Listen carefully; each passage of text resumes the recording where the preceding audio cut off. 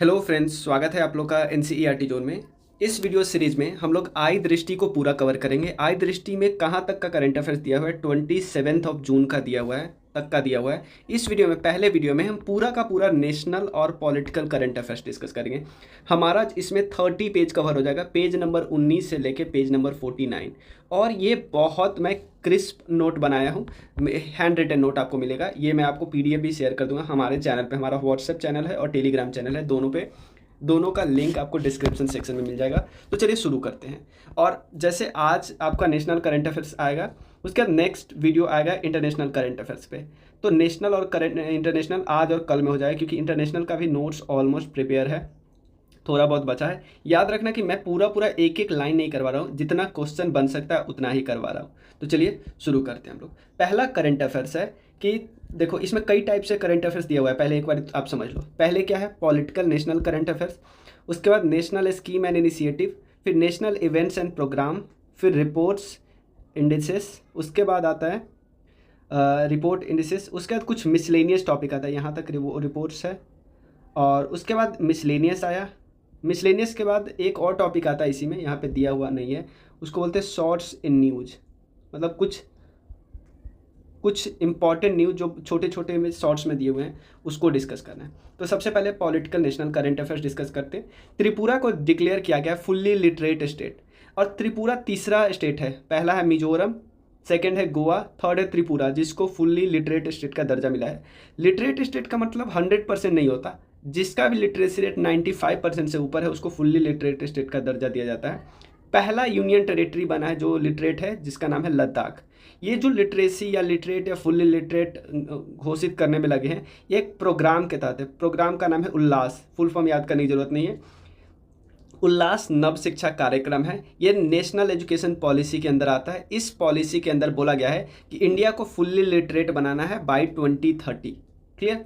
Next current affairs है, emergency के 50 साल पूरे हो चुके हैं, क्योंकि इमरजेंसी घोषित हुआ था, स्टार्ट हुआ था 25 जून 1975 को। 21 मंथ तक चलेगा, 21 मंथ तक चलाया था। याद रखना पहला केस था, याद रखना केस का नाम याद रखना, राज नरेन केस। इस केस में इलाहाबाद हाई कोर्ट ने डिसीजन दिया था, इंदिरा गांधी का जो इलेक्शन था उसके इलेक्शन को इनवैलिडेट करा दिया गया था। तो इलेक्शन, इंदिरा गांधी अब क्योंकि एमपी ही नहीं रहेगी, तो एमपी नहीं रहेगी तो क्या रहेगा, प्राइम मिनिस्टर ही नहीं बनेगी। ठीक है। एक दूसरा केस था, होता है कि बिना एमपी बने भी प्राइम मिनिस्टर बन जाता है, तो लेकिन उनको 6 महीने के अंदर एमपी बनना होगा। तो इस समय तो मान लो उनका इलेक्शन, तो उन पे कार्रवाई भी हो सकती है, क्योंकि उन पे इलेक्टोरल माल प्रैक्टिस का चार्ज लगा था। तो सबसे पहले उनका एमपी का सीट ही तो इनवैलिडेट हो जाएगा। ठीक है। तो अब उन्होंने क्या किया, उन्होंने उस समय इमरजेंसी लगा दी। इमरजेंसी का समझ लो, 2 आर्टिकल है फेमस, 3 आर्टिकल है। एक है 352, इसमें नेशनल इमरजेंसी है। 4 जोड़ लो, इसमें स्टेट इमरजेंसी है। और 360 जोड़ लो, इसमें फाइनेंशियल इमरजेंसी आता है। तो इमरजेंसी का प्रोविजन देख लो, ये नेशनल की बात करते हैं। आर्टिकल 352, इसमें 3 कारण पे इमरजेंसी लगाया जा सकता है, वॉर, एक्सटर्नल एग्रीगेशन, और थर्ड है आर्म रिवेलियन। पता है आर्म रिवेलियन का पहले नाम हुआ करता था इंटरनल डिस्टर्बेंस। इंटरनल डिस्टर्बेंस से आर्म रिवेलियन नाम का पड़ा 44th कॉन्स्टिट्यूशनल अमेंडमेंट में। इमरजेंसी प्रोविजन क्या है कि प्रेसिडेंट क्या कर सकते हैं, इमरजेंसी डिक्लेयर कर सकते हैं। किनके एडवाइस पे, काउंसिल ऑफ मिनिस्टर के एडवाइस पे। और काउंसिल ऑफ मिनिस्टर के हेड कौन होते हैं, प्राइम मिनिस्टर हेड होते हैं। डायरेक्टली प्राइम मिनिस्टर एडवाइस नहीं कर सकते, पूरे के पूरे काउंसिल ऑफ मिनिस्टर एडवाइस करते हैं, जिनके हेड होते हैं प्राइम मिनिस्टर। वो एडवाइस करेंगे प्रेसिडेंट को, प्रेसिडेंट जी को लगाना होगा। अब 2 अमेंडमेंट इंपॉर्टेंट है। पहला है 42nd कॉन्स्टिट्यूशनल अमेंडमेंट एक्ट। इसमें बोला गया कि नेशनल इमरजेंसी जरूरी नहीं है पूरे इंडिया पे लगना चाहिए, कुछ स्पेसिफिक रीजन पे लगना चाहिए जहाँ पे प्रॉब्लम है। मान लो जहाँ पे आर्म्ड रिवेलियन जिस पर्टिकुलर एरिया में, बस वहीं पे लगाया जा सके। तो दोनों आपको पता चल गया। उसके बाद एक पिछले कुछ सालों से संविधान हत्या दिवस मनाया जा रहा है 25 जून को, क्योंकि इस दिन ही संविधान की हत्या करके इमरजेंसी लगाई गई थी। क्लियर।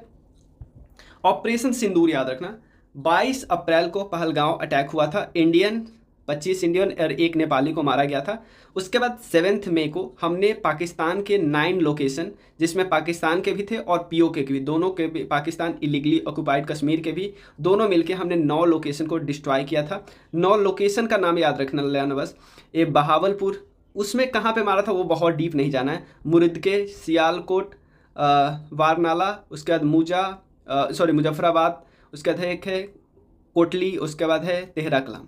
ठीक है, ये कुछ 9 लोकेशन थे। हमारे 3 ऑफिसर के बारे में आपको नाम पता होना चाहिए। और इसका जो अटैक हुआ उसका जिम्मा लिया द रेसिस्टेंस फ्रंट ने। द रेसिस्टेंस फ्रंट लिंक है किसके? लश्कर तौबा से लिंक है। 4 इंडियन ऑफिसर का नाम आपको याद रखना है। एक 2 लेडी है जो आगे आती थी प्रेस कॉन्फ्रेंस में, जो उन्होंने लीड किया है। एक है विंग कमांडर व्योमिका सिंह, दूसरी है कर्नल सोफिया कुरैशी। 2 याद रख लेना। विंग कमांडर है भूमिका सिंह, कर्नल सोफिया कुरैशी, 2 याद रखना। फॉरेन सेक्रेटरी है विक्रम मिश्री साहब, और डीजीएमओ है राजीव घईजी। ठीक है, ये आपको कुछ याद रख लेना है। कंडीशनल सेज फायर किया गया था 10 मई को। भारत के तरफ से जो जो वेपन यूज किया गया था उस वेपन का नाम आपको थोड़ा याद रख सकते हो। एक का नाम है स्कल्प क्रूज मिसाइल, इसको स्टॉर्म शैडो भी बोलते हैं। हैमर प्रेसिजन गाइडेड बम है, हैमर प्रेसिजन गाइडेड बम, ये हमने फ्रांस के साथ मिलकर बनाया है या वहाँ से खरीदा है। लोइटरिंग म्यूनिशन है जिसको हम कामिकाज़े ड्रोन भी बोलते हैं। ब्राह्मोस सुपरसोनिक क्रूज मिसाइल है, इंडिया और रसिया ने मिलकर बनाया है, और ये 1 to 5 मैक के बीच होता है। सुपरसोनिक का मतलब ही होता है उसका स्पीड साउंड की स्पीड से 1 से 5 गुना तक हो सकता है। S-400 जिसका हमने नाम क्या दिया है? सुदर्शन चक्र। ठीक है, उसके बाद कुछ इंपॉर्टेंट ऑपरेशन, देखो ऑपरेशन पुराने थे तो इंपॉर्टेंट नहीं थे, जैसे ऑपरेशन गंगा, ऑपरेशन तो बहुत पुराने हैं। ऑपरेशन दोस्त एक याद रख सकते हो, ये है तुर्की और सीरिया में जब अर्थक्वेक आया था ना, तो हम वहाँ से लोगों को इवैक्यूएट करना, वहाँ से निकालना मलबे से, लोगों को हॉस्पिटल की फैसिलिटी देना, वहाँ सामान पहुँचाना, ये सब काम कर रहे थे। ठीक है, पाकिस्तान के साथ हमने 5 पॉइंट स्ट्रेटजी की। सबसे पहले हमने क्या किया? इंडस वाटर ट्रीटी को सस्पेंड किया, अटारी बॉर्डर का क्लोजर कर दिया, उसके बाद और रिडक्शन ऑफ डिप्लोमेटिक, जितने डिप्लोमेटिक पर्सनल पाकिस्तान के थे इंडिया में उसको हमने रिड्यूस किया। जो सार्क वीज़ा था, ठीक है ना, revocation of SAARC visa exemption scheme for Pakistan के लिए था, वो हटा दिया। उसके बाद expulsion of Pakistan military adviser, ये कुछ इंपॉर्टेंट याद रखना, 5 पॉइंट है। ठीक है, उसके बाद अगला टॉपिक है वक्फ में हमने अमेंडमेंट किया है एक्ट 2025। ठीक है, देखो एक्चुअली यहाँ पे 2-3 टर्म याद रखना। एक है वकीफ़ वो होते हैं जो डोनर है, जो मुस्लिम अपने संपत्ति को वक्फ डिक्लेयर करते हैं, उस डोनर को बोलते हैं वकीफ़। इसमें क्या होता है? मुस्लिम के द्वारा, ध्यान देना, मुस्लिम के द्वारा रिलीजियस और चैरिटेबल पर्पज़ के लिए अपने प्रॉपर्टी को दान में दे दिया जाता है। किसके लिए? गॉड के लिए। ठीक है, उन गॉड के लिए, और ये इनएलिनिएबल है। ठीक है, आप दोबारा नहीं मांग सकते। तो प्रॉपर्टी को मैनेज कौन करता है? वक्फ बोर्ड मैनेज करता है। वक्फ बोर्ड बना किस एक्ट के थ्रू? वक्फ एक्ट 1995 के थ्रू बना। सेंटर का अपना बोर्ड होता है, स्टेट का अपना अपना बोर्ड होता है। ठीक है, आपसे क्वेश्चन पूछ सकता है कि चैरिटेबल और रिलीजियस इंडाउमेंट किस शेड्यूल के अंदर आता है? ये 7th शेड्यूल के अंदर आता है। उसके बाद कुछ अमेंडमेंट, कुछ नाम चेंज किया गया। सबसे पहला याद रखना कि जो एक्ट का नाम है वो बदल दिया गया। अब एक्ट का नाम उम्मीद एक्ट किया गया है, unified Waqf management empowerment efficiency and development act. ठीक है, इस बोर्ड को इंक्लूसिव बनाया गया है, इसमें नॉन मुस्लिम को भी एंट्री देके, स्टेट और सेंट्रल बोर्ड दोनों पे। वक्फ बाय यूजर जो कॉन्सेप्ट था ना, उसको हटा दिया गया। इसका जो सेक्शन 40 था ना, जिसमें वक्फ बोर्ड को बहुत ज़्यादा पावर था, कि ये इतना पावर था ना कि किसी लैंड को यूनिलेटरल तरीके से डिक्लेयर कर देते थे, किसी लैंड को वक्फ, ये पावर इनसे छीन लिया गया है। उसका ट्रस्ट और वक्फ में जो क्लियर डिस्टिंक्शन, दोनों का डेफिनेशन बिल्कुल अलग कर दिया गया है। जो इंसान, जो मुस्लिम जो इंसान 5 साल कम से कम प्रैक्टिस मुस्लिम है, 5 साल से वो मुस्लिम है, वही दान कर सकता है। याद रखना, इसमें क्या ध्यान रखना है, अगर मान लो कोई इंसान है, एक इंसान है, वो अपना प्रॉपर्टी वक्फ डिक्लेयर करना चाहता है, ऐसा नहीं है कि वो अपने फैमिली का पूरा प्रॉपर्टी डिक्लेयर, वो अपने हिस्से का डिक्लेयर करेगा। उनके घर में जो वुमेन है उनका पार्ट छोड़ दो, विडो का पार्ट छोड़ दो, चिल्ड्रन का पार्ट छोड़ लो, उनका इनहेरिटेंस राइट, आपका जिस इंसान का जितना बचा है, जैसे अगर 4 लोग हैं, 2 बच्चे हैं, एक वाइफ है, तो उस प्रॉपर्टी का सिर्फ 25% ये दान कर सकता है, 100% नहीं कर सकता। वक्फ ट्रिब्यूनल में 3 मेंबर हैं। गवर्नमेंट प्रॉपर्टी में अगर क्लेम है तो उसका इन्वेस्टिगेशन करेंगे कलेक्टर या उनसे ऊपर वाले ऑफिसर।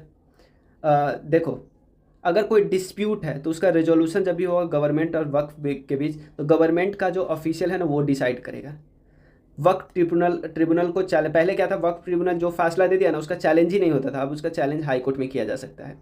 वक्फ बोर्ड जैसे टोटल रिसोर्स कितना आया था, मान लो 100 रुपये आया, इनके पास 100 रुपये की प्रॉपर्टी आई, तो इसमें पहले क्या करते थे, 7 रुपया वक्फ बोर्ड खा जाता था, नहीं मतलब खा इन द सेंस खर्चा, अब सिर्फ 5% खर्चा कर सकते हैं।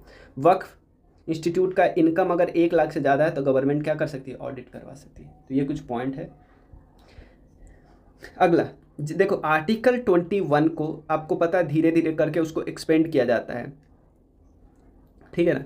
लाइफ एंड पर्सनल लिबर्टी अंदर आता है ना, पर्सनल लिबर्टी।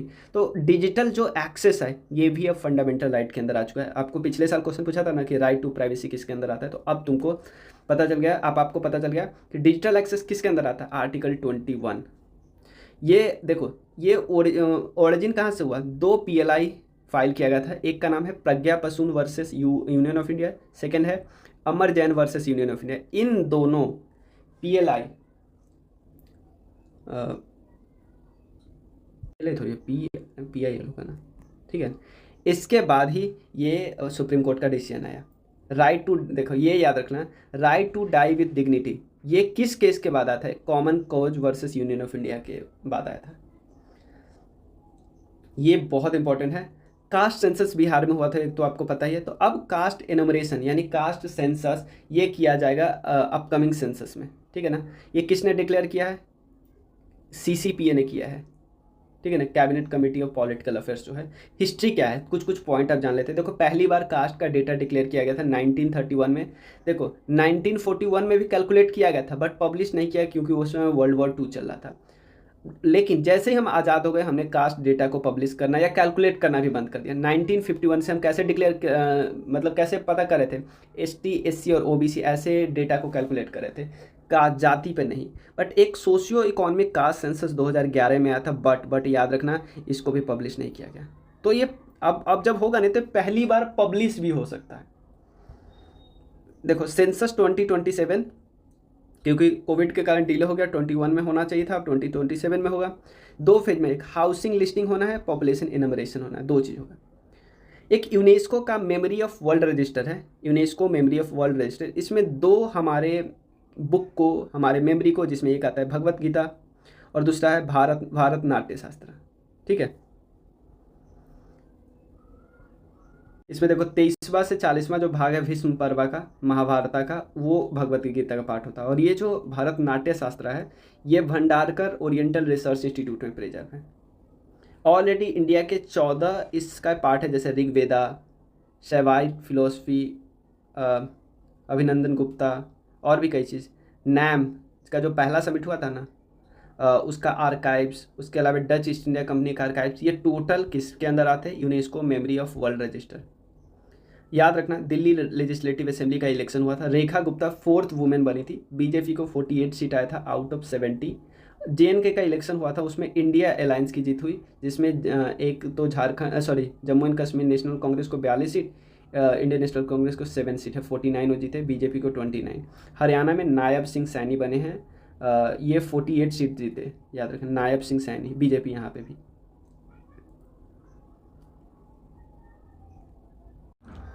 सुप्रीम कोर्ट का वर्डिक्ट आया है गवर्नर के खिलाफ। जैसे देखो तमिलनाडु में स्टेट ऑफ तमिलनाडु और गवर्नर के बीच टसल चल रहा था। हुआ क्या था कि तमिलनाडु गवर्नमेंट बहुत सारे बिल, ऑलमोस्ट 12 बिल किनको भेजे हुए थे, गवर्नर को भेजे हुए थे कि सर आप इस पर एसेंट दीजिए, साइन कर दीजिए, तभी क्योंकि बिल एसेंट के बाद ही तो लॉ बनता है।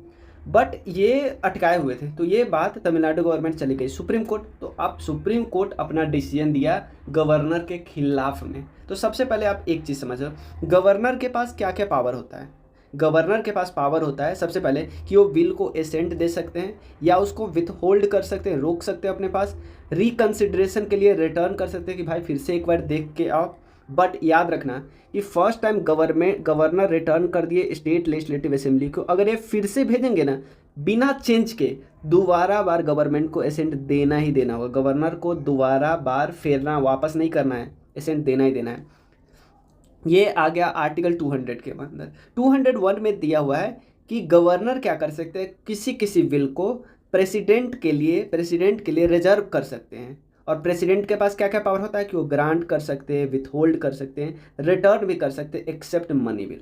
समझ में आया कि आर्टिकल 200 के अंदर दिया हुआ है कि ये कर सकते हैं। उसके अलावा गवर्नर क्या कर सकते हैं, प्रेसिडेंट साहब को भेज सकते हैं, प्रेसिडेंट जी के पास ये सारा पावर होता है। तो ये अब देखो, अब जो सुप्रीम कोर्ट का डिसीजन आया था ये बहुत ही अनप्रेसिडेंटेड है। क्योंकि पहली बार सुप्रीम कोर्ट कूद गया है। क्योंकि गवर्नर के पास पावर जो है उसमें कोई टाइम लिमिट कॉन्स्टिट्यूशन में दिया ही नहीं कि इतने टाइम लिमिट में इनको असेंट करना है या इतने टाइम लिमिट में ये वो करना है। तो ये अनप्रेसिडेंटेड इसलिए है ये डिसीजन क्योंकि इसमें डिटेल गाइडलाइन बताया गया है जो हम आपको बताएंगे। सेकेंड, आर्टिकल 142 के अंदर सुप्रीम कोर्ट के पास पावर है कि वो कंप्लीट जस्टिस के लिए कुछ भी कर सकते हैं।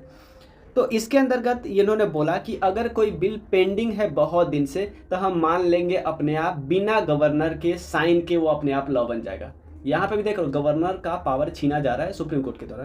थर्ड, गवर्नर के सुप्रीम कोर्ट क्या दे रहा है, मैंडेमस आपको पता है ना, 5 सुप्रीम कोर्ट के पास पावर होता है फंडामेंटल राइट को फॉलो करने के लिए। 5 चीज़ जैसे सर्टियोरी होता है, मैंडेमस होता है, उसमें मैंडेमस इन्होंने प्रेसिडेंट जी को दिया कि कोई बिल आपके पास आता है तो आपको कैसे क्या क्या काम करना है। तो ये बहुत ही अनप्रेसिडेंटेड है। तो इस जजमेंट का पहले हाईलाइट देखते हैं, फिर रिफ्यूजल जो एसेंट के लिए रिफ्यूज़ कर रहे थे गवर्नर उनके बारे में थोड़ा देखेंगे, फिर आर्टिकल 142 का जिक्र करेंगे। सबसे पहले यहाँ पे देखो इस जजमेंट में क्या क्या बोला गया है। जजमेंट में सुप्रीम कोर्ट ने बोला है कि कॉन्स्टिट्यूशन कभी भी एब्सोल्यूट और पॉकेट वेटो नहीं देता है। इसका मतलब कि जब तक मन है रखे रहो। गवर्नर को बोल रहे हैं कि ये आपको कोई एब्सोल्यूट और पॉकेट वेटो नहीं देता कि कोई बिल आपके पास आया तो आप रखे रहो उसको, कभी भी उस पर साइन नहीं करो। Governor can not indefinitely delay of A bill, मतलब इनडेफिनेट टाइम के लिए वो बिल को डिले नहीं कर सकते। और गवर्नर हमेशा किन के काम पे करेंगे, aid and advice of council of minister. अगर काउंसिल ऑफ मिनिस्टर ने बोला है सर साइन कीजिए तो साइन करना पड़ेगा। अब यहाँ पे देखना, बिल को अगर रिकंसिडरेशन के लिए भेजना है गवर्नर के द्वारा तो must assent by governor not sent. अगर मान लो एग्जांपल ले लेते हैं कि पहली बार गवर्नर ने बोला कि भाई आप रिकंसिडरेशन के लिए भेजिए, तो संविधान में दिया है कि अगर आपको असेंट करने के लिए रिकंसिडरेशन के लिए भेजा गया, दोबारा बार अगर स्टेट भेजता है ना तो गवर्नर को साइन करना पड़ेगा, दोबारा बार वो प्रेसिडेंट को नहीं भेज सकते, ये उल्टा हो जाएगा।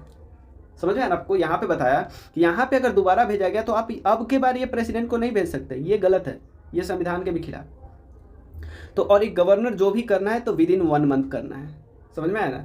उसके अलावा और क्या बताया कि गवर्नर रिटर्न करेगा, ध्यान देना। और क्या क्या, अगर गवर्नर, ये तो हाईलाइट्स में दिया है, उसके अलावा सुप्रीम कोर्ट ये भी बताया है कि गवर्नर अगर किसी चीज़ को रिफ्यूज करते हैं तो गवर्नर क्या करेंगे। अगर किसी गवर्नर को एसेंट देने का नहीं मन है तो एसेंट नहीं देने का मन में भी पावर है ना, क्या क्या पावर है वो सब यहाँ पे लिखा है कि गवर्नर अगर रिटर्न करे किसी बिल को तो डिटेल मैसेज दे गवर्नर किसको, लेजिस्लेचर को, भाई हम आपके बिल को इसीलिए रिटर्न करें, इसमें ये खामियाँ है। और ये कितना टाइम में होना चाहिए, 3 मंथ में होना चाहिए।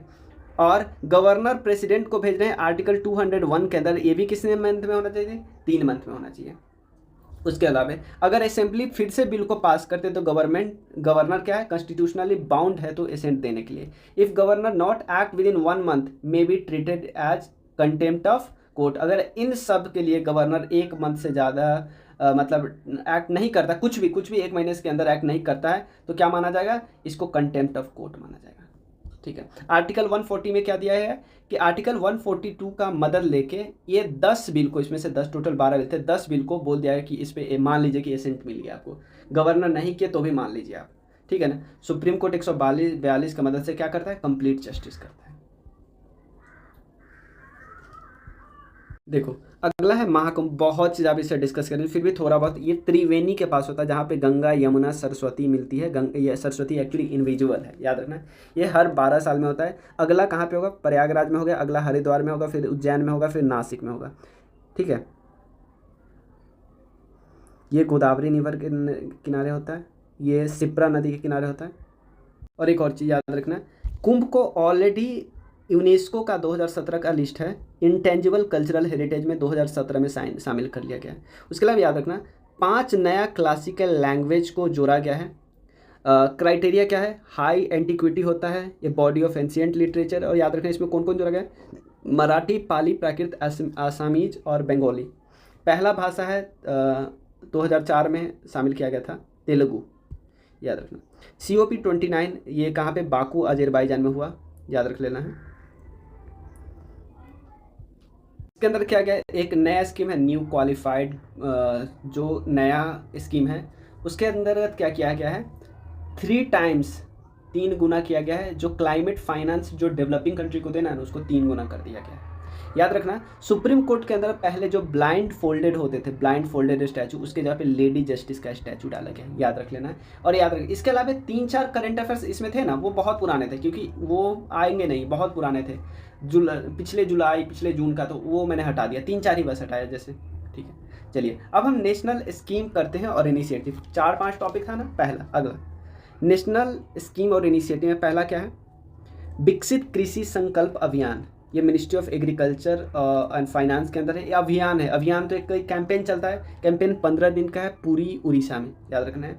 एग्रीकल्चर मिनिस्टर कहाँ कहाँ विजिट कर रहे हैं, JNK, UP, हरियाणा, बिहार। शुरू कहाँ से, वो याद रखना है, पूरी उड़ीसा से। मोतिहारी में इन्होंने क्या किया है, मिनिस्टर ने, एग्रीकल्चर मिनिस्टर ने 6 करोड़ के प्रोजेक्ट का अनाउंसमेंट किया है, ठीक है। उसके अलावा याद रखना, ICAR जो ऑर्गेनाइजेशन इंडिया का, उन्होंने, उनका एक है, वो क्या बनाना चाह रहे हैं, Indian institute of millet research, कहाँ पे, हैदराबाद, तेलंगाना में। उसके अलावा 3 जन सुरक्षा का जो स्कीम है, उसको कितना साल हो गया, 10 साल। एक तो है PM जीवन ज्योति बीमा योजना, इसमें लाइफ इंश्योरेंस कवर है, 2 रुपये पर डे आपको जमा करना होता है। एक है प्रधानमंत्री सुरक्षा बीमा योजना, ये एक्सीडेंटल डेथ और डिजेबिलिटी कवर है, 2 रुपये पर मंथ है, ये प्रीमियम है इसका, ये 2 रुपये पर डे है इसका प्रीमियम। उसके बाद अटल पेंशन योजना, यूनिवर्सल सोशल सिक्योरिटी स्कीम है, 46% जितने टोटल है ना, उसमें 46% वुमेन है, मतलब जिन्होंने इसको ज्वाइन किया है। Ken Betwa river linking project है, इसका फाउंडेशन स्टोन रखा गया, कहाँ पे, खजुराहो में, MP में, याद रखना। ये नेशनल रिवर लिंकिंग प्रोजेक्ट है ना, रिवर इंटरलिंकिंग प्रोजेक्ट, उसका पहला इनिशिएटिव है। आपने अभी तक जितना भी देखा वो बस पेपर पे है, काम पहली बार शुरू हुआ है यहाँ पे, ठीक है। तो ये किसका पार्ट है, ये 45,000 करोड़ का प्रोजेक्ट है under national perspective plan for interlinking river. ये नेशनल पर्सपेक्टिव प्लान कब आया था, 1980 में आया था। ये क्या कर रहा है, वाटर का जो प्रॉब्लम है बुंदेलखंड में, उसको दूर करेगा। और एक केन और बेतवा दोनों यमुना का ट्रिब्यूटरी है, केन से पानी कहाँ पे छोड़ा जाएगा, बेतवा में छोड़ा जाएगा। अगला क्या है, नेशनल इवेंट्स एंड प्रोग्राम है। कश्मीर में पहले कुछ प्रोजेक्ट लॉन्च हुआ है, जिसमें 3-4 है, याद रख लेना। पहला देखो, यहाँ पे सबसे पहले चेनाब रेल ब्रिज है, फिर अंजी ब्रिज है, और उधमपुर श्रीनगर बारामूला रेल लिंक है। सबसे पहले याद रखें, चेनाब रेल ब्रिज है, ये दुनिया का हाईएस्ट रेलवे आर्क ब्रिज है, याद रखना। ये कनेक्टिविटी जम्मू एंड कश्मीर के बीच की जो कनेक्टिविटी को इम्प्रूव करेगा। यहाँ पे कटरा श्रीनगर वंदे भारत एक्सप्रेस चला है, इसके ऊपर से, इस रेलवे ब्रिज के, उसका फोटो बहुत वायरल हुआ था, कटरा श्रीनगर। अंजी ब्रिज क्या है, इंडिया का पहला केबल स्टेट रेलवे ब्रिज है, ठीक है। ये किस रिवर पे, अंजी। ये किसकी ट्रिब्यूटरी है, चेनाब की। चेनाब किसकी ट्रिब्यूटरी है, इंडस रिवर की। उधमपुर श्रीनगर बारामूला रेल लिंक की बात करते हैं, ये कनेक्ट कर रहा है कश्मीर वैली को पूरे बाकी इंडिया से। ये ऑल वेदर रोड बनाने की बात करें, Udhampur Srinagar Baramulla rail link. Vande Bharat train इस पे चल रही है। माँ वैष्णो देवी कटरा से लेकर कहाँ पे, श्रीनगर से। Shri Mata Vaishno Devi institute of medical excellence Katra में ओपन हो रहा है। तो ये सब कुछ बातें हैं। उसके अलावा NFSU और CFSL, इसका कैंपस कहाँ पे ओपन हो रहा है, रायपुर छत्तीसगढ़ में। अमृत भारत स्टेशन स्कीम क्या है, ये स्टेशन का, रेलवे स्टेशन का रीडेवलपमेंट प्रोग्राम है। लोकेशन स्पेसिफिक प्लान है, थीम के हिसाब से। जैसे द्वारका, तो द्वारकाधीश टेम्पल का थीम होना चाहिए। अहमदाबाद में तो मोधेरा सन टेम्पल का थीम होना चाहिए। उसके बाद चोला स्टाइल का, कुंभकोणम में चोला स्टाइल का थीम होना चाहिए। गुरुग्राम में मॉडर्न अर्बन डिजाइन होना चाहिए, ये सब चीज़। वेब्स समिट हुआ मुंबई में 2025 में, ठीक है ना, याद रखना। नेक्स्ट समिट है वेब्स समिट 2025, मुंबई में हुआ। और ये किस लिए, समिट किसका था, इसको ऑरेंज इकॉनमी बोलते हैं। ऑरेंज इकॉनमी वो इकॉनमी है जो क्रिएटर लोगों की इकॉनमी है। और वेब्स बाजार किसको बोलते हैं, ग्लोबल ई मार्केट प्लेस को। और इसका फुल फॉर्म क्या है, world audio visual and entertainment summit, ठीक है, याद रख लेना है। और थीम इसका क्या था, कनेक्टिंग क्रिएटर और connecting countries. National zero micelles rubella, देखो क्या, 2 बीमारी को एलिमिनेट करना है बिल्कुल, कब तक, 2026 तक। और इसको इनिशिएट किया गया कब, इस प्रोग्राम को, वर्ल्ड इम्यूनाइजेशन वीक के समय। और रेड क्रॉस ने अवार्ड भी दिया है कंट्री को, क्योंकि इन्होंने अच्छा काम किया। काशी तमिल समागम है, इसका फेज 3 स्टार्ट हुआ वाराणसी में। अगला टॉपिक है रिपोर्ट और इंडेक्स का। इसमें क्या है, सबसे पहले performance grading index. Performance grading index कौन निकालता है, मिनिस्ट्री ऑफ एजुकेशन निकालता है। ये स्टेट और यूटी को रैंक करते हैं कि किनका स्कूल एजुकेशन सबसे अच्छा है। ठीक है। छत्तीसगढ़ को इन्होंने टॉप रखा है, मेघालय को बॉटम पे रखा है, और बोलते हैं कि बिहार और तेलंगाना सबसे ज़्यादा प्रोग्रेस करने वाला स्टेट है, याद रखना। और ये बिहार को किस कैटेगरी में रखा गया है? आकांक्षी 2 वाली कैटेगरी में, जहाँ पे 11 से 20% वाली कैटेगरी है, और उसका पॉइंट कितना है? 461 से 520 के बीच वाला कैटेगरी। और ये जो परफॉर्मेंस ग्रेडिंग इंडेक्स है, ये किससे लाइन है? नेशनल एजुकेशन पॉलिसी और सस्टेनेबल डेवलपमेंट गोल। निकालता कौन है? Ministry of education. India justice report कौन निकाला? टाटा ट्रस्ट। बस इतना याद रखना है। Population estimation of river in dolphin, ये कौन निकालता है? Wild life institute of India. ये अंडर आती है ministry of environment, forest and climate change. देखो, इंडस डॉल्फिन सिर्फ और सिर्फ 3 है भारत में। गंगा डॉल्फिन बहुत ज़्यादा, सबसे ज़्यादा कहाँ पे? यूपी में, फिर बिहार में, वेस्ट बंगाल में। सबसे ज़्यादा डेंस कहाँ पे? डेंसिटी सबसे ज़्यादा कहाँ पे? बिहार में, ठीक है। और एक जगह है ना, मनिहारी बिहार से राजमहल झारखंड, इनके बीच तो सबसे ज़्यादा है। एक्सपेंडिचर ऑन हायर एजुकेशन, ये रिपोर्ट नीति आयोग निकालती है। ओवरऑल टॉप कौन है? Jharkhand, JNK, Jammu and Kashmir. और हायर, देखो ओवरऑल एजुकेशन पे खर्चा जो पर पर्सन तो JNK में होता है, और हाईएस्ट हायर एजुकेशन में सबसे ज़्यादा बिहार में, याद रखना। यूनिवर्सिटी डेंसिटी में सबसे टॉप है सिक्किम, बॉटम है बिहार। यूडाइस रिपोर्ट, ये उतना इस पे फैक्ट वगैरह इंपॉर्टेंट याद नहीं रखना है। Indian state of forest report 2023 हर 2 साल में निकालता है, पता ही है। At forest research institute, Dehradun. Forest total कितना है? 21.76 है। ट्री टोटल कितना है? 3.41, ठीक है। Total tree and forest cover करोगे तो इसको ऐड करना पड़ेगा। टॉप 3 फॉरेस्ट कवर में कौन है? MP, फिर अरुणाचल प्रदेश, फिर छत्तीसगढ़। अगर परसेंटेज वाइज करें तो सबसे पहले लक्षद्वीप, फिर मिजोरम, फिर अंडमान निकोबार। 9, देखो 19 स्टेट और UT ऐसे हैं जहाँ पे हमने जो फॉरेस्ट पॉलिसी बनाया है, जिसमें बोला गया कि 33% फॉरेस्ट रिजर्व होना चाहिए, तो 19 स्टेट और UT मिला के 33% से ज़्यादा है। कहाँ पे इंक्रीज हुआ है? छत्तीसगढ़, UP, उड़ीसा और राजस्थान में। बैम्बू का बात करें तो सबसे ज़्यादा MP, फिर अरुणाचल प्रदेश में। कार्बन स्टॉक सबसे ज़्यादा अरुणाचल प्रदेश में, फिर MP में। एक्सेस टू, ठीक है ना, access to medicine index report 2022 है, ठीक है। एक्सेस टू मेडिसिन, इसमें क्या करता है कि देखो ये फार्मास्यूटिकल कंपनी को इवेलुएट करता है कि वो कितना ज़्यादा मेडिसिन को एक्सेस बनाते हैं लो या मीडियम इनकम कंट्रीज की तरफ। मतलब ये मेडिसिन की जो कंपनी है ना, फार्मास्यूटिकल कंपनी, उनको रैंक करती है कि कौन कंपनी ज़्यादा फोकस करती है एक्सेस पे। तो एक नोवारिस कंपनी है, वो टॉप है। Grievances redressal assessment and index है, DARPG ने निकाला। और टॉप कौन किया है? Department of agriculture. ये मिनिस्ट्री को रैंक करते हैं कि कौन सबसे ज़्यादा जो प्रॉब्लम है उसको रिड्रेस करता है, ठीक है। तो ministry of agriculture and farmer welfare. Urban mobility India conference हुआ था, ध्यान देना। कहाँ पे हुआ? याद रखना, महात्मा मंदिर, गांधीनगर, गुजरात में हुआ। ये क्या करेगा? स्टैंडर्डाइजेशन एंड ऑप्टिमाइजेशन करेगा और अर्बन ट्रांसपोर्ट के सॉल्यूशन को। 18वां कहाँ पे होना है? ये 17वां था, कहाँ पे हुआ? गांधीनगर में। 18वां गुरुग्राम में होगा। अवार्ड देख लेना, अवार्ड कई, एक कोची मेट्रो को कौन सा अवार्ड मिला? सस्टेनेबल ट्रांसपोर्ट का अवार्ड सिस्टम मिला है।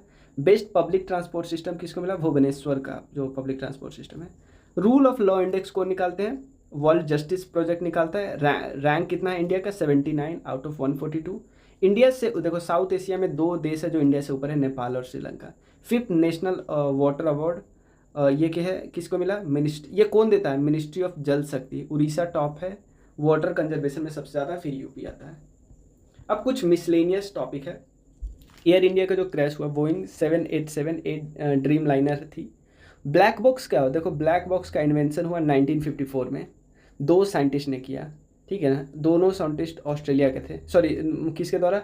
Australian scientist. OG है, OG मतलब ऑस्ट्रेलियन का होता है ना, OG 2 नहीं है। डेविड वैरन उनका नाम था। कलर एक्चुअली नाम होता है ब्लैक बॉक्स, बट उसका कलर होता है ब्राइट ऑरेंज। 2 डिवाइस होते हैं उसमें, एक डिजिटल फ्लाइट डेटा रिकवरी और दूसरा होता है cockpit voice recorder. 2 genome edited rice variety है, एक का नाम है DRR धन 100, उसका कमला भी नाम है, और दूसरा है Pusa DST rice. National maritime heritage complex Lothal, Gujarat में वाला, यहाँ पे लाइट हाउस म्यूजियम भी बनाना है। नोबेल प्राइज की बात कर लेते हैं। ये सबसे पहले स्टैब्लिश किया गया 1895 में। 1901 में पहला अवार्ड दिया गया। पीस का अवार्ड कौन देता है? याद रखें, नाम याद रखना, नॉर्वेजियन नोबेल कमेटी। और इकोनॉमिक्स का अवार्ड कौन देता है? Sveriges Riksbank prize in economic science, मतलब इसका एक और नाम है। ये बाद में, देखो इकोनॉमिक्स वाला बाद में स्टार्ट हुआ, शुरू में बाकी सब्जेक्ट में स्टार्ट हुआ। फिजिक्स के किन को मिला, देखो सबसे पहले सब्जेक्ट क्या है, किस टॉपिक ले लें। देखो मशीन लर्निंग और आर्टिफिशियल न्यूरल नेटवर्क के लिए 2 लोगों को मिला, जॉन जे होपफील्ड और जॉफरी, ठीक है। उसके अलावा केमिस्ट्री के लिए किसके मिला, सब्जेक्ट इंपॉर्टेंट है, 2 टॉपिक के लिए मिला, एक कंप्यूटेशनल प्रोटीन डिजाइन, उसके लिए डेविड बेकर को। सेकेंड, देखो एक्चुअली 50% अवार्ड इनको मिला होगा और 50% इस टॉपिक के लिए, तो इनको एक्चुअली 25% मिला होगा, इनको 25%, ऐसे होता है। प्रोटीन स्ट्रक्चर प्रेडिक्शन के लिए डेनिस हेसेबिस और जॉन। मीन टॉपिक भी बहुत है। मेडिसिन के लिए माइक्रो आरएनए को खोज किया विक्टर एम्ब्रिस और गैरी। लिटरेचर के लिए हांगकांग के जो हांगकांग जो साउथ कोरिया के, उनका नाम है। पोएटिक प्रोज लिखते थे ह्यूमन ट्रॉमा के बारे में। पीस की अवार्ड किनको मिला, निहॉन हिदानक्यो, ठीक है। और ये किस टॉपिक पे बात कर रहे हैं कि जो हमारा दुनिया होना चाहिए ना, न्यूक्लियर वेपन से फ्री होना चाहिए। इकोनॉमी के लिए किसको मिला, कि कैसे प्रोस्पेरिटी कैसे फैलती है, कैसे डिफरेंट है अलग अलग नेशन में। डैरेन, साइमन और जेम्स, तीनों को मिला। वर्ल्ड एनर्जी आउटलुक बोल रहा है कि जो एनर्जी का कंजम्पशन है भारत 35% और इंक्रीज करेगा 2035 तक। अब न्यूज इन शॉर्ट है कुछ कुछ, देखो इसमें भी उतना न्यूज इन शॉर्ट है, उतना डीप नहीं जाना। देखो सबसे पहले क्या है, ICRISAT सेंटर, इसका फुल फॉर्म पहले समझ लो क्या है इसका। International crop research institute for semi arid tropics. मतलब इस चीज़ का, जो इस चीज़ पे बात करती है, सेमी एरिड ट्रॉपिक्स पे रिसर्च करने की बात करता है, उसका centre of excellence for south south cooperation in agriculture, ये कहाँ पे बना है, ये न्यू दिल्ली में बना है। देखो launch took place during the conference emerging fact, कहाँ पे हुआ, दिल्ली में, ठीक है। उसके बाद as a part of launch MOU sign हुआ किस किस के बीच, ICRISAT और दक्षिण के बीच। दक्षिण का फुल फॉर्म समझ लो, यह डेवलपमेंट एंड नॉलेज, ये इंपॉर्टेंट है, development and knowledge sharing initiative. ये गवर्नमेंट ऑफ इंडिया का इनिशिएटिव है जो south south cooperation, capacity building and development partnership के थ्रू बढ़ाता है। भारतीय भाषा अनुभाग क्या है, भारतीय भाषा अनुभाग, ये किसने लॉन्च किया, याद रखना, हमारे यूनियन होम मिनिस्टर ने। इसको हम इंडियन लैंग्वेज सेक्शन भी बोलते हैं, इंडियन लैंग्वेज सेक्शन। इसका क्या है, to create an organise platform that will help to reduce the dependency on foreign language. मतलब हम अपने एडमिनिस्ट्रेशन में जो फॉरेन लैंग्वेज है उसकी डिपेंडेंसी को कम करना है, तो नाम है उसका भारतीय भाषा अनुभाग। पहला बेगर फ्री सिटी, याद रख लेना, सिंपल है, इंदौर।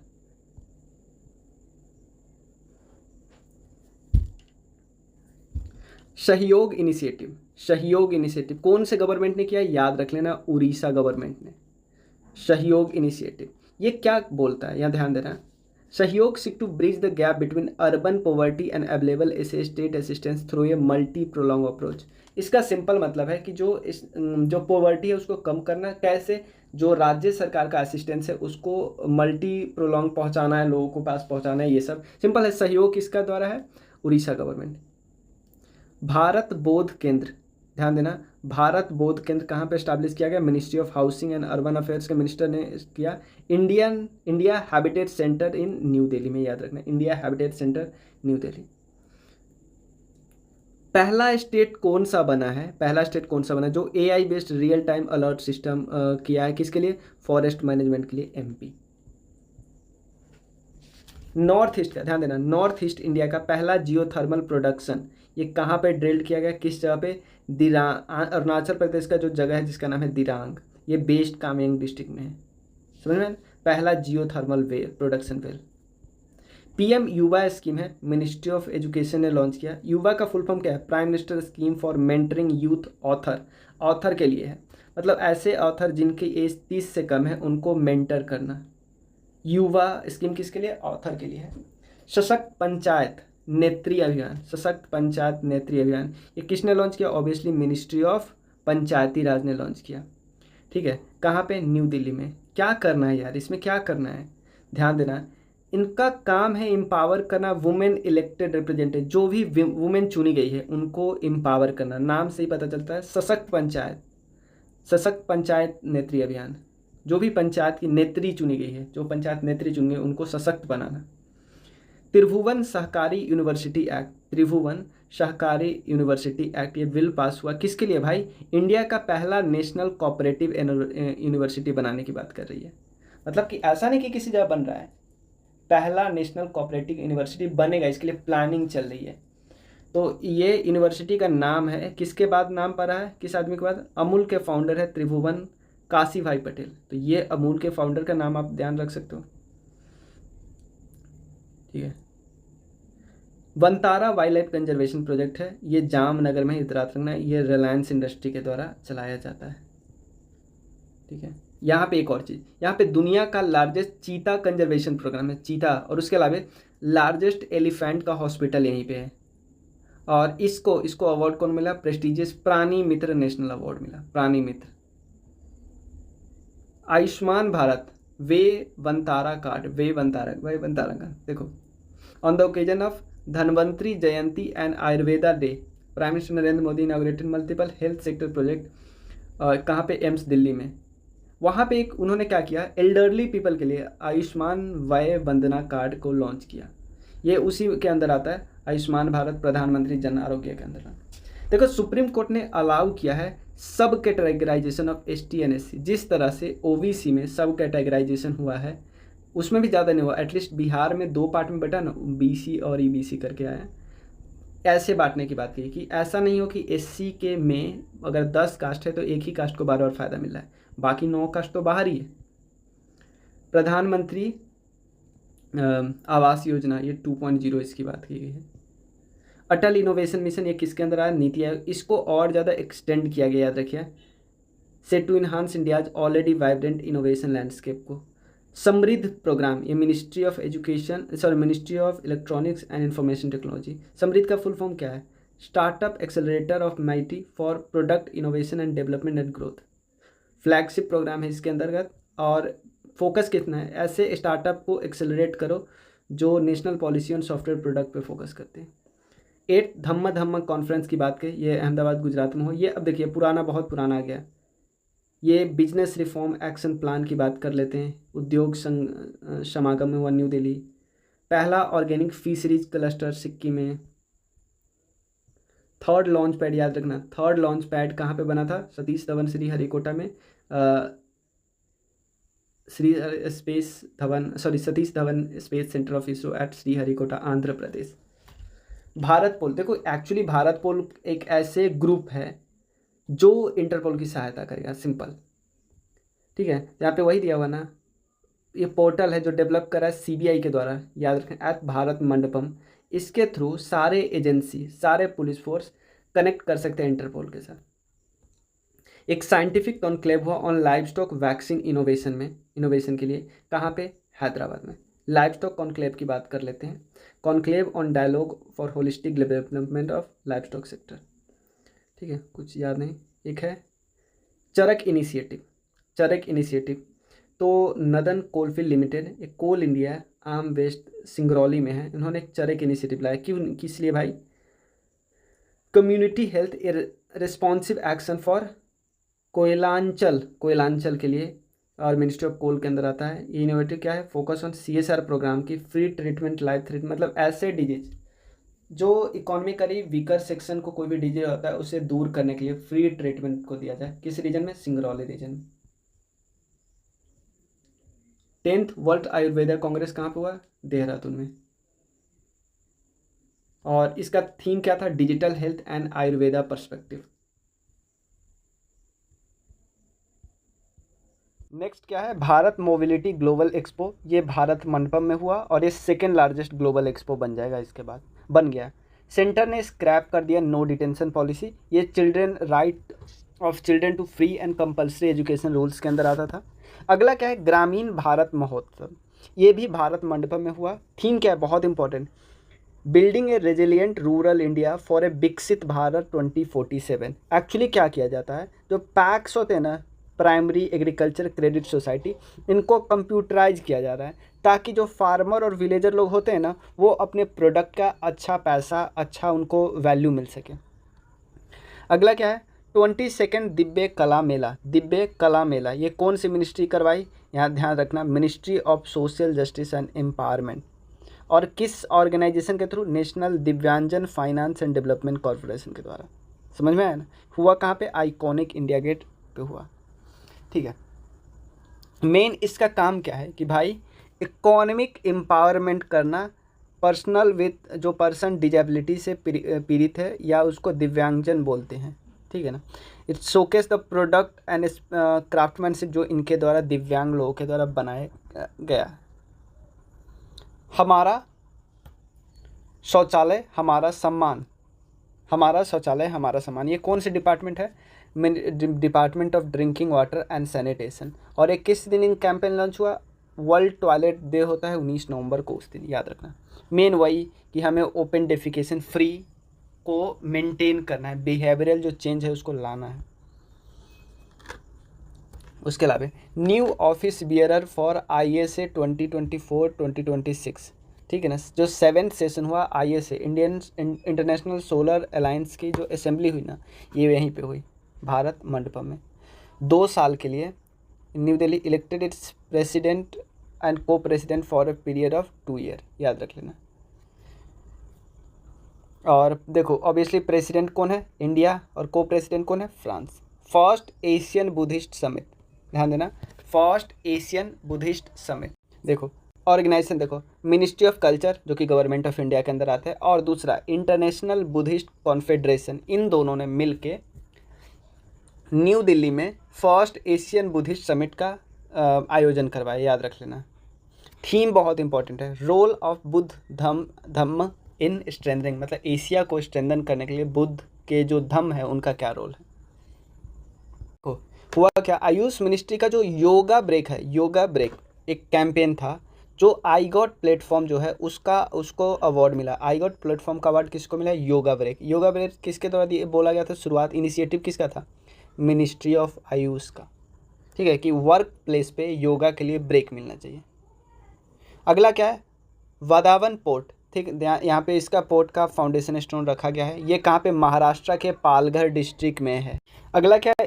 जो 43rd एडिशन हुआ इंडिया इंटरनेशनल ट्रेड फेयर का 43rd एडिशन हुआ। थीम याद रखिए, विकसित भारत @2047 भारत मंडपम में हुआ, और कराया कोसने इंडिया ट्रेड प्रमोशन ऑर्गेनाइजेशन ने।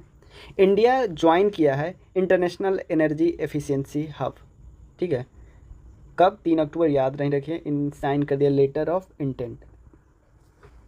ये बहुत पुराना करंट अफेयर्स है इसलिए इम्पोर्टेंट नहीं है, याद रखिए। स्मृति वन जो अर्थक्वेक म्यूजियम बना ना, वो भुज में बना, याद रखिए बस इतना। सेमीकॉन इंडिया की बात करते हैं, इनागोरेट किया PM मोदी ने सेमीकंडक्टर को बढ़ावा देने के लिए। कहाँ पे? ग्रेटर नोएडा में, बस इतना याद रखें। कॉन्फ्रेंस का थीम क्या था? Shaping the semiconductor future. PM Vidya Lakshmi scheme है, ध्यान देना, PM विद्या लक्ष्मी स्कीम। ठीक है, एक्चुअली होता क्या है, किसके लिए है? ये स्टूडेंट के लिए है। स्टूडेंट में खासकर एक गर्ल की बात करते हैं। देखो, designed to provide collateral free and guarantee free loans 7.5 lakh का to student who gain admission to quality higher education institution. Actually सीधा स्टूडेंट है, वुमेन वगैरह नहीं लिखना है। ठीक है,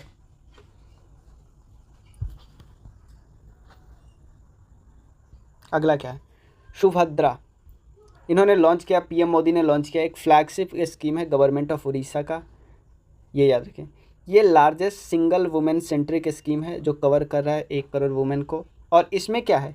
फाइनेंशियल असिस्टेंस देना है। क्यों? वुमेन को एम्पावरमेंट करने के लिए, ताकि वो इकोनॉमिक इंडिपेंडेंस, ओवरऑल वेलबींग हो सके उनका। ये बहुत अच्छा क्वेश्चन है, बस ये लोकेशन याद रख लिए, याद रखो यार please. Brick national agri food bio manufacturing institute, brick Nabi, ये कहाँ पे है? मोहाली में, चंडीगढ़।